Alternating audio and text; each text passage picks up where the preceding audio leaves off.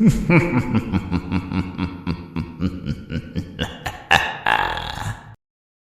सबको मेरी नमस्ते। मेरा नाम है अजय। मैं इस चैनल में आपको कहानियां सुनाता हूं। कभी तीसरी शक्ति के प्रकोप के बारे में बताता हूं तो कभी देव के चमत्कार किस्से सुनाता हूं।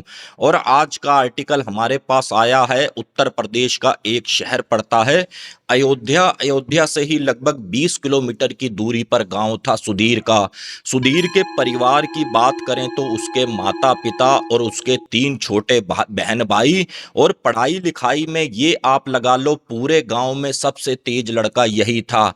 अपने स्कूल में भी अच्छे नंबरों से पास आउट हुआ। उसके बाद अयोध्या के एक कॉलेज में इसने एडमिशन लिया, वहां भी काफी ज्यादा अच्छे नंबरों से पास आउट हुआ। और उसके बाद इसने भाई कुछ एक अपने फॉर्म भरे कि किसी कंपनी में मुझे जॉब मिल जाए, और इसकी किस्मत भी इसका साथ देती हुई दिखी। गुरुग्राम की एक कंपनी से इसको बुलावा आता है, और ये जब अपना इंटरव्यू देने जाता है और ये इंटरव्यू में भी भाई पास हो जाता है, और कंपनी ये कहती है कि आज से ठीक 2 महीने के बाद आपकी नियुक्ति है। हम आपको रेंट के तौर पर जिस मकान में आप रहोगे उसका भी इतना किराया देंगे, और ये आपकी सैलरी रहेगी। और ये भाई काफ़ी ज़्यादा खुश होता है और सीधा अपने घर आता है। अब यहाँ पर जैसे ही 2 महीने बीतते हैं, इसको वहाँ पर जाना था, तो इसने कुछ एक लोकल का वहाँ से जानकारी निकाली। तो जो इसके कॉलेज टाइम के यार दोस्त थे वो भी गुरुग्राम की अगल बगल कंपनियों में काम कर रहे थे। तो इसने ये सोचा कि अब तो मेरी जर्नी भी काफ़ी ज़्यादा आसान हो जाएगी। अब ये सीधा ही उनके पास गया। 3-4 दिन तो उन्होंने काफ़ी आओ भगत करी, इसकी सेवा करी, और उसके बाद भाई उन्होंने सीधा सीधा बोल दिया कि सुधीर भाई यार, तुम्हारी कंपनी ने भी तुम्हें अपार्टमेंट विला का किराया दिया है, तुम ऐसा करो भाई अपना कोई दूसरा अड्डा देख लो, क्योंकि जिस मकान में हम रहते हैं उस मालिक का साफ साफ कहना है कि 4 से 5वां कोई भी बंदा हुआ तो भाई हैंड टू हैंड खाली करवा लूँगा। यहाँ पर सुधीर कहता है कि भाई मैं समझता हूँ तुम्हारी बात, बस भाई आज देखो फ्राइडे है, 1-2 दिन रुक जाओ, जैसे ही संडे आता है तो मैं बिना कहे यहाँ से चला जाऊँगा। अब उसमें एक इसका और भी दोस्त था कमल, उसने ये कहा कि यार सुधीर ऐसा करते हैं क्या यार, भाई तू अकेला किराए पे कोई भी अपार्टमेंट लेगा, ऐसा करते हैं हम 2 मिलकर रहेंगे साथ में, कुछ तेरा किराया बच जाएगा कुछ मेरा बच जाएगा। तो सुधीर का कहना था कि भाई इनके साथ तू रहता है क्या, मजा नहीं आता। तो यहाँ पर कमल का भी कहना है यार बड़ी खटपट होती है, इनके साथ रहते हैं, किसी की शिफ्ट किस टाइम की है, किसी की शिफ्ट किस टाइम की है, भाई नींद पूरी नहीं होती। अब ये जैसे ही संडे आया और इन्होंने भाई गुरुग्राम का काफ़ी एरिया घूमा, लेकिन जो भी अपार्टमेंट विला इनको मिल रहे थे इनकी सोच से भी ज़्यादा किराए के। अब यहाँ पर सुधीर ने ये कहा कि यार कमल, यहाँ पर तो भाई शहर में तो पॉसिबल नहीं है, क्यों ना हम ऐसा करें 10-15 किलोमीटर की दूरी पर जाकर देखते हैं, कोई मकान मिल जाए, कोई अपार्टमेंट मिल जाए, और भाई लाजमी सी बात है वहाँ का किराया भी कम होगा। अब ये दोनों जने एक बाइक पर लगभग 15 किलोमीटर क्रॉस कर देते हैं गुरुग्राम, और वहीं चाय वाय इन्होंने बैठकर पी किसी टपरी पर। तो उसी टपरी वाले से पूछा कि भैया यहाँ पर कोई मकान हो किराए पर तो हमको बताओ। उसने एक एड्रेस दिया कि भाई इस जगह पर चले जाओ, आपको मकान भी मिल जाएगा, और उसी मकान के बाहर उस मकान मालिक का नंबर भी लिखा हुआ होगा। ये उसी के एड्रेस पे जैसे ही पहुंचते हैं तो ये लिखा था कि ये मकान किराए के लिए अवेलेबल है, आप हमसे बात करें। ये उसी का ही नंबर निकालते हैं, मालिक से बात करते हैं, तो मालिक ये कहता है बस मैं अभी आधे पौने घंटे में आया। अब ये जैसे ही मालिक आता है तो पहले तो सुधीर और कमल को ये लगे यार बाहर से देखो कितना बेरंग मकान है यार, पता नहीं मज़ा आएगा नहीं आएगा। लेकिन जैसे ही उस मकान का मालिक ने दरवाज़ा खोला और ये अंदर घुसे हैं तो इनके होश उड़ गए कि भाई इतना सुंदर भी मकान होता है यार, हमारे तो 4-5 गांव भी मिला लें तो ऐसा मकान नहीं निकलेगा। अब ये सीधा अंदर गए, गए कमल और सुधीर। अब इन्होंने मकान मालिक से ये कहा कि बाबूजी ये बताओ इसका किराया क्या लोगे। तो उसका ये कहना था कि देखो बच्चों, मैं इसका किराया तुमसे लूँगा सिर्फ 5,000, और एक शर्त है मेरी, पहले वो सुन लो उसके बाद ही सब कुछ तय होगा। तो यहाँ पर कमल बोला, हाँ जी बाबूजी बताओ क्या बात है। कि देखो बच्चों, इसमें 2 कमरे बने हुए हैं और एक किचन बनी हुई है, और इस कमरे पे ताला लगा हुआ है, और ये कमरा मैं तुमको रेंट पे नहीं दूंगा। और एक बात का ध्यान रखना, चाहे कुछ भी हो जाए, तुम्हें इसका ताला नहीं खोलना, ना कभी इसका ताला तोड़ना, चाहे कुछ का कुछ हो जाए। यहाँ पर सुधीर ने पूछा कि बाबूजी ऐसी क्या बात है, तो उन्होंने भी बात आई गई कर दी। बच्चों बस तुम इतना ध्यान रखो, तुम इसका यूज करो, तुम इसका ताला ना खोलोगे ना छेड़ोगे। अब यहाँ पर सुधीर ने भी सिर हिला दिया, ठीक है बाबूजी, अब तो बता दो किराया कितना। अब उनका ये कहना था कि बच्चों किराया मैं तुमसे लूंगा सिर्फ 5,000। अब यहाँ पर सुधीर सुना 5,000 काफ़ी ज़्यादा खुश हुआ, क्योंकि भाई कंजूस भी काफ़ी ज़्यादा, और कंजूसी क्यों ना, भाई गांव का रहने वाला पूरा परिवार इस पे डिपेंड। अब ये बाबूजी उनको कहते हैं कि ये बताओ तुमने शिफ्ट कब करना है। तो सुधीर ये बोला कि बाबूजी ये पकड़ो 5 महीने का एडवांस, और शिफ्ट वाली बात है तो हम आज से ही कर रहे हैं। अब वो मकान मालिक इनको चाबी देकर चला जाता है, और ये अपना यहाँ पर हंसी खुशी रहने लग जाते हैं। अब यहाँ पर इनको लगभग 2 महीने बीत गए, रोज इनका ड्यूटी आना जाना शुरू हो गया। और एक समय ऐसा आता है जब दिन होता है शनिवार का, और इत्तेफाकन उस दिन सुधीर का बर्थडे भी होता है। तो सुधीर के जितने भी दोस्त थे जिनके पास सुधीर पहले रुका था, उन्होंने ये कहा कि भाई देख, तेरे मकान में तो हम आए नहीं, ऐसा कर भाई पार्टी दे। अब ये सुधीर भी मना नहीं करता कि चलो जी आ जाओ, पार्टी तुम्हें देता हूँ। सारे दोस्त इकट्ठे होते हैं, बढ़िया से इनकी पार्टी चलती है, पीने शीने वाली भी। अब कुछ एक दोस्त तो भाई चले गए, लेकिन एक इनका जो लंगोटिया यार था पवन, वो बोला भाई मैं तो यहीं पर रुकूंगा, और मैं तो भाई 2-4 दिन के बाद जाऊंगा। तो कमल ने भी कहा कोई बात नहीं भाई, रुक जा, यहाँ कौन सी कोई लेडीजें हैं कि हाँ भाई कोई ऐतराज करेगा। अब ये बढ़िया से बैठे हुए हैं, सब लोग चले गए, और पवन की नजर पड़ी है उसी दरवाजे पर, और बड़ा ध्यान से देखे। अब ये बोला, यार सुधीर एक बात ये बता, ये दरवाजा खुला, ये सब एरिया खुला, इस दरवाजे पे तूने ताला क्यों मार रखा है? कोई भाई सोना चांदी रखा हुआ है? तो इस पर सुधीर बड़ा हंसते हुए बोला नहीं यार भाई, ये मकान मालिक की सख्त गाइडलाइन है कि इसका ताला नहीं खोलोगे चाहे कुछ भी हो जाए। तो फिर पवन कहता है भाई लगता है अंदर कोई सोना चांदी रखा है, यार ऐसा करते हैं हम ताला तोड़ कर देखते हैं, क्या पता सोना चांदी मिल जाए, तो उसके बाद हमें कंपनियों में धक्के खाने की जरूरत ही क्या है। और यहाँ पर कमल कहता है नहीं नहीं भाई, तुम्हारे चक्कर में हमारा मकान खाली हो जाएगा, अच्छी खासी ड्यूटी चल रही है, चलने दो।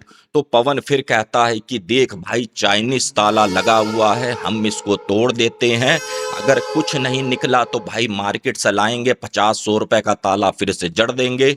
अब यहाँ पर पवन काफी ज्यादा जिद करने लगा, तो सुधीर भी मना नहीं कर पाया, कमल भी मना नहीं कर पाया। ये लाए एक हथौड़ी निकाल कर, उस पर 2-4 हथौड़ी इन्होंने मारी, वो ताला गया टूट। अब जैसे ही दरवाजा खोला है तो तीनों के होश उड़ गए। इतना प्यारा कमरा और इतना सुंदर बेड, ऐसे लगे जैसे वहां पर रोज साफ सफाई होती है। अंदर घुसते के साथ काफी ज्यादा इनको खुशबू आए, काफी अच्छी भाई महक आए।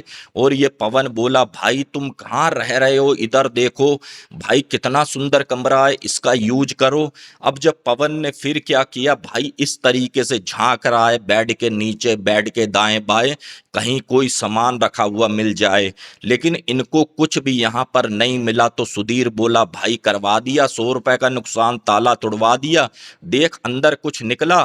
तो यहां पर पवन ये कहता है कि भाई चिंता मत कर, देख तेरे घर में 2-4 दिन रुकूंगा और सोऊंगा मैं अकेला इसी बेड पे। तो यहां पर कमल भी कहता है कि भाई सो जा, कोई बात नहीं। अब आप यहाँ से ध्यान से सुनना, यहाँ से ही बस पूरी कहानी यहाँ से बदलने वाली है। अब पवन जैसे ही अपना रात को सो रहा है, लगभग रात के 11:30-12 बज रहे होंगे, तो पवन को एक नंबर लगा, चलो जी भाई बाथरूम करके आता हूँ, काफ़ी बियर वगैरह पी ली है। ये अपना उसी बेड से उठा है और सीधा जो अटैच लैट्रिन बाथरूम बना था, ये उसके अंदर घुसा है बाथरूम करने के लिए। तो क्या होता है, हल्के हल्के दरवाजा सरकता हुआ अपने आप यहाँ पर बंद हो गया। अब पवन जब जैसे ही फ्री हुआ है, घूम कर इसने दरवाजा खोलने की कोशिश करी, लेकिन यहाँ पर दरवाजा ना खुले। तो पवन ने ये सोचा कि ये साली पक्की शरारत मेरे दोस्तों की है, लगता है मेरे साथ कोई प्रैंक कर रहे हैं। काफी दरवाजा खींच रहा है कि भाई सुधीर खोल, कमल खोल, लेकिन उन तक आवाज ही ना जाए। अब ये जैसे ही थक हार कर बैठ गया उसी बाथरूम के बराबर में।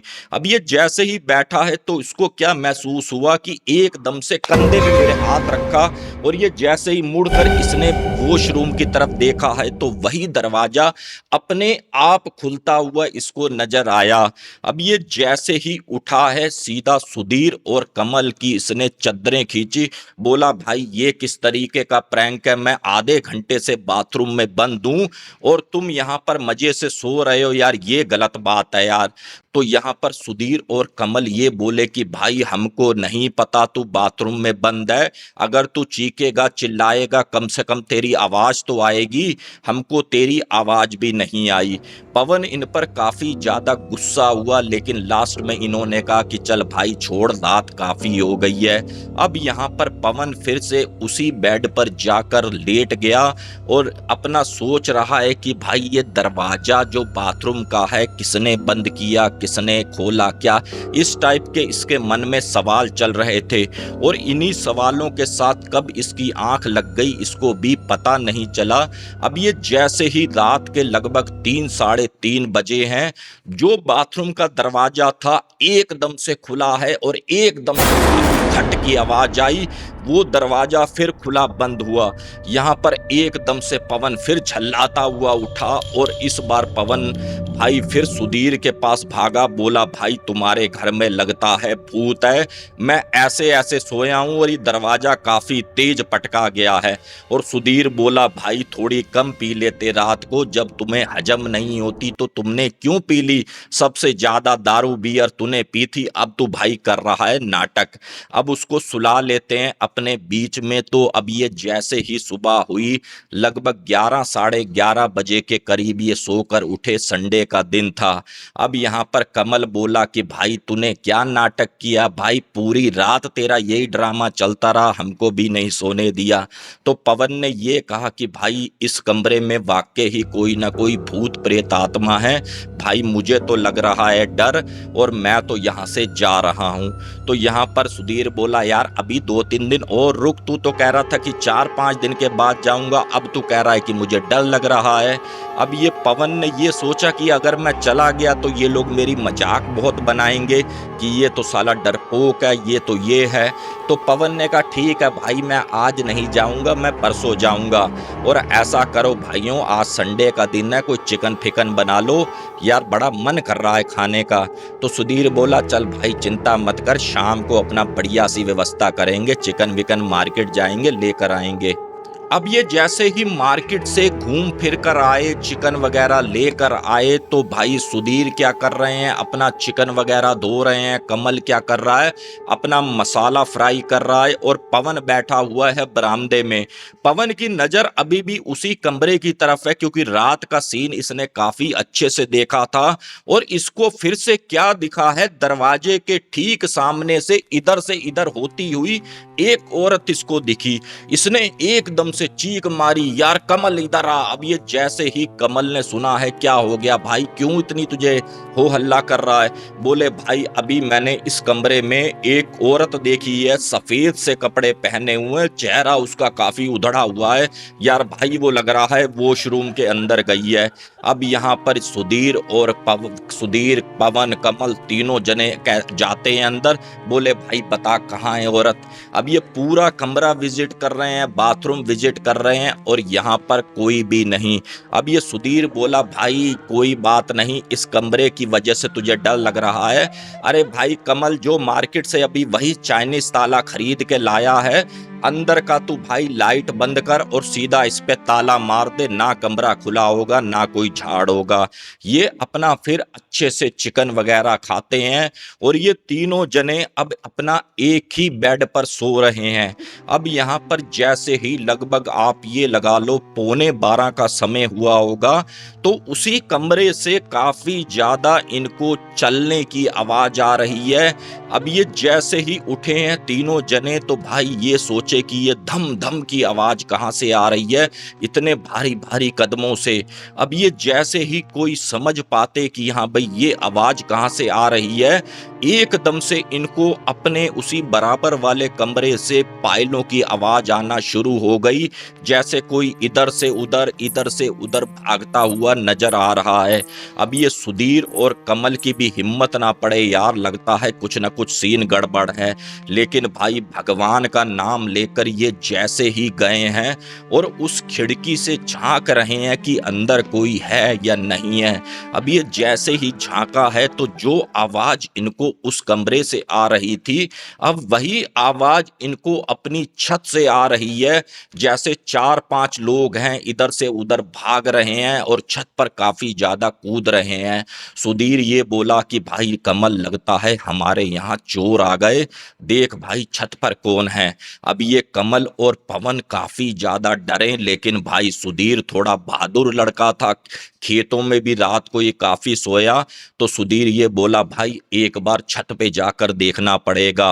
अब ये भाई दोनों जने सुधीर के पीछे पीछे, सुधीर जैसे ही छत पर गया है तो एक इनको काली बिल्ली दिखी जो काफी ज्यादा इनकी तरफ देखकर गुर्रा रही थी। उस सुधीर ने भाई किया क्या, उसी बिल्ली को फिर डंडे से पत्थर से भगाया कि चल भाग। और जो इनका बरामदा था, जो घर का बरामदा था, बरामदे के बीच में एक रोशनदान लगा हुआ था जो छत से नीचे देख सकते हैं। अब ये सुधीर की जैसे ही नीचे नजर पड़ी है और इसने क्या देखा है कि एक औरत इधर से इधर भागती हुई दिखी है। अब ये सुधीर ने ये सोचा कि भाई कोई औरत है जो हमारे घर में आ गई है, और पवन काफी चिल्लाते हुए बोला भाई वो औरत नॉर्मल नहीं है, मुझे कोई चुड़ैल डायन लग रही है, भाई तुम भी इस मकान से निकलो। यहाँ पर सुधीर बोला भाई चुप कर, क्यों हल्ला मचा रहा है खाली यार, अड़ोसी पड़ोसी भी सो रहे हैं, मकान खाली करवाना है क्या। अब ये भाई साहब जैसे ही जय श्री राम का नाम लेते हुए नीचे पहुंचे, तो होता क्या है, जिस कमरे में इन्होंने चाइनीज ताला अपने हाथों से लगाया था वो ताला टूटा हुआ है और दरवाजा खुला हुआ है।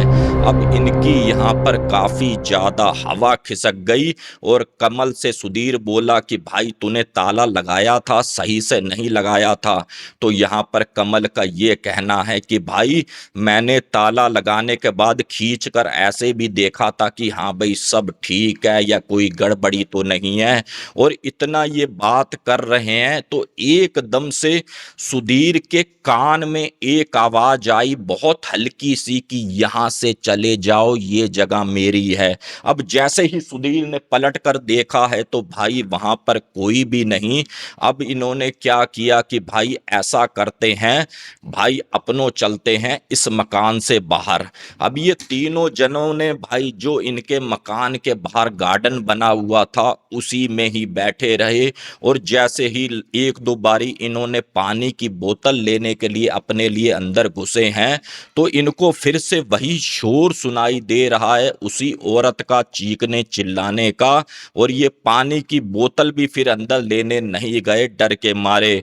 अब यहाँ पर जैसे ही भाई सुबह हुई है तो इन्होंने उस मकान मालिक को बुलाया कि बाबूजी ऐसा है जल्दी से आप आओ।